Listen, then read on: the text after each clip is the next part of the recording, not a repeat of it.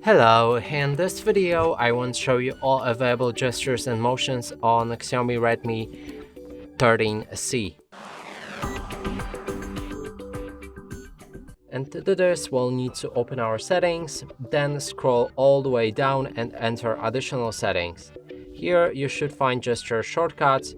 First one is launch Google Assistant with a power button by holding it for half a second, and it works like this.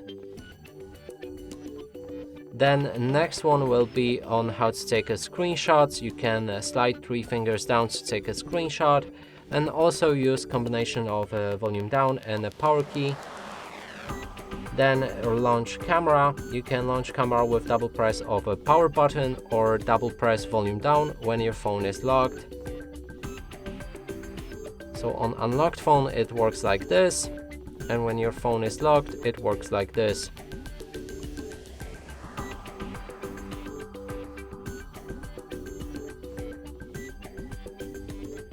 Next is turn on flashlight. You can double press a power button, but for that you will need to replace it with a camera function. So double press power button to activate your flashlight.